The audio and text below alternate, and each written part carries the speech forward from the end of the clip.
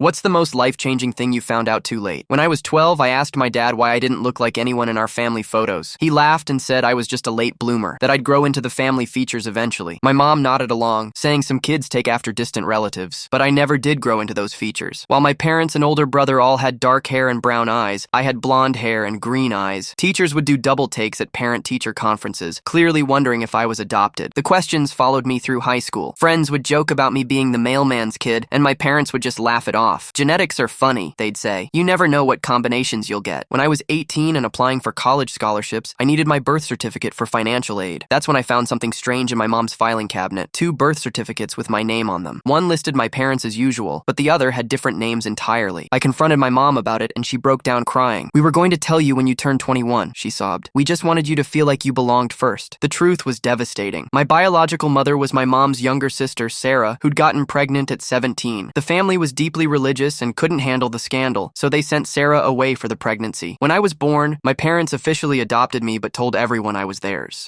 Sarah had died in a car accident when I was 3, and the family decided to keep the secret rather than burden me with the truth. Everyone in our extended family knew except me, but the worst part came when I started digging deeper. I found letters in my mom's closet, dozens of them from Sarah, written while she was pregnant and during my first few years of life. "I hope he'll understand someday why I couldn't keep him," one letter read. "I want him to know I loved him enough to give him a better life." Another letter written just before her death said, "Please tell him about me when he's old enough. I want him to know his real mom thought about him every single day." They never planned to tell me. The 21st birthday deadline was a lie to buy more time. I would have lived my entire life thinking my aunt was just my aunt, never knowing she was the woman who gave birth to me. I found photos of Sarah holding me as a baby, her face glowing with love and sadness. In family gatherings, she'd always seek me out, bringing extra presents and staying close during pictures. I'd thought she was just a really caring aunt. The hardest part was realizing she'd died believing I would eventually learn the truth and understand her sacrifice. Instead, the family had decided to bury her memory along with her body. I spent weeks going through her things that my grandparents had saved, photo albums, journals, even a baby book she'd started for me before deciding on adoption. She'd documented my first smiles, first words, first steps, memories my parents had claimed as their own. In her final journal entry, she'd written, "I hope someday he'll forgive me for giving him away and forgive his parents for loving him enough to raise him as their own. Now I'm 25, and I still don't know how to feel. My parents gave me a loving home, but they also stole my right to know where I came from. Sarah died thinking I'd learn about her love, but I almost never did. Sometimes I visit her grave and tell her about my life. I wish I could have known her as my mother, not just as the aunt who always seemed to care a little too much." The most devastating part, finding out I had a whole other identity that died with someone who loved me from a distance.